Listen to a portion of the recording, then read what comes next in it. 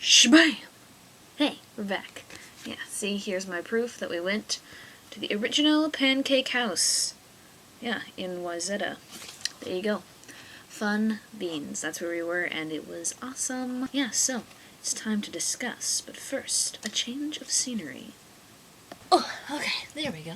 So, Shannon, first, to answer one thing that you posed to me before, you said that you want to bring about bowling shoes as the new rebellious thing. Well, guess what? I so happen to have shoes that seem very bowling-like. Look at these.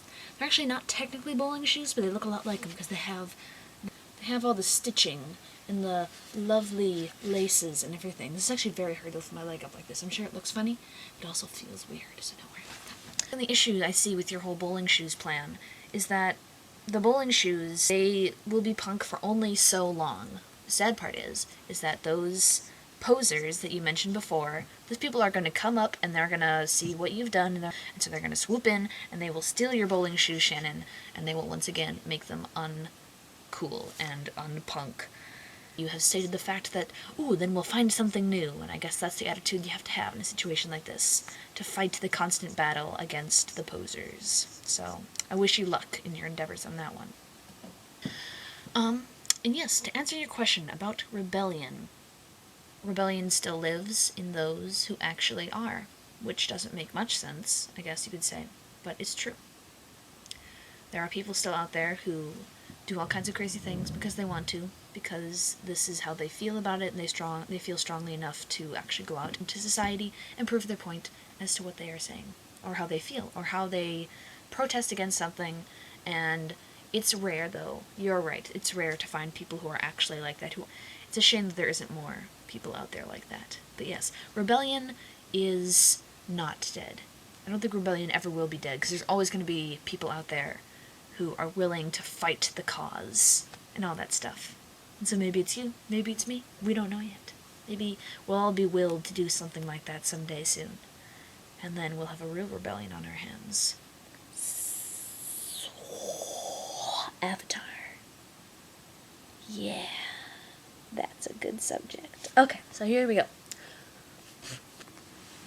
Avatar. The new movie that's sweeping the nation. The new movie that has everyone in its grasp. The movie that has blown minds and sold out around the world. I am talking about Avatar. The one with the blue aliens, 10 foot tall, living on Pandora, all peaceful and whatnot, till the humans come and destroy everything. This is what makes us sick. But still, this movie managed to take all the audience's minds, almost all of them, and turn them against their own human race, because we see that deep down these people are slime and horrible things, and things that we don't want to be associated with, and we are ashamed to see ourselves this way. This is the message trying to be said, that we are not only destroying, let's start out there.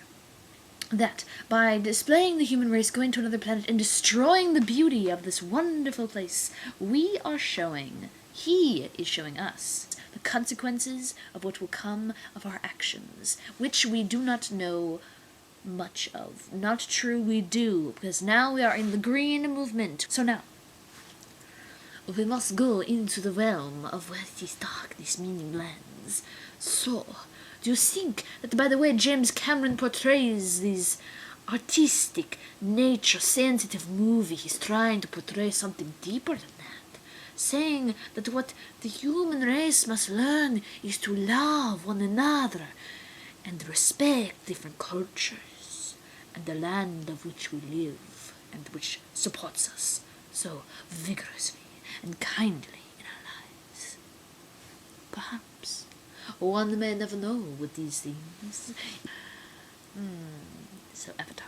Not only does it speak a message of awesomeness, it had visual awesomeness. The first time a movie has used animation in such vastness throughout the entire thing. The way those actors had to use themselves, not in the usual way, but surrounded by what isn't there. One reason I'm bringing this up is because member number 3, or 2, or 1, whichever position you'd like to take, Merm, hates this movie. That's right, people, she hates Avatar, one of the coolest movies ever. Now I want you to give me reasons why.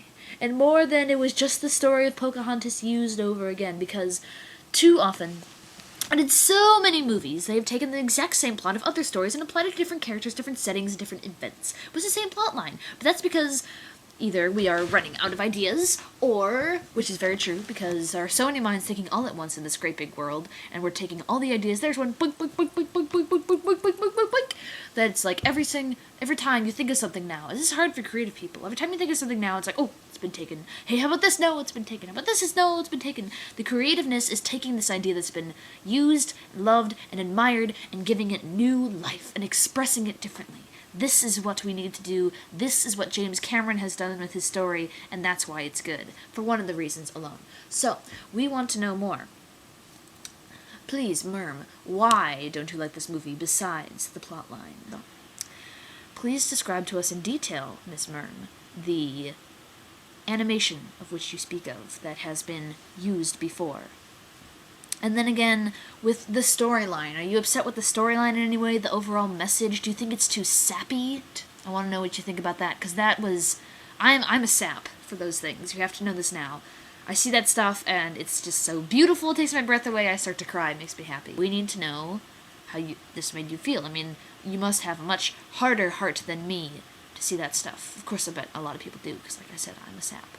So, animation style, storyline, characters, plot, whatever's. Overall message. Maybe it's just the fan base, and maybe you're just being one of those people who are against everything. I don't know. This is what I want to hear. Why you hate James Cameron's Avatar. Thank you. And anyone else out there, fanatics and people against it, please write in and tell us your opinion. I love it, she does not. Who do you side with the good drivers? Please subscribe, because this is action-packed discussion, and we want to know what you think. Thank you.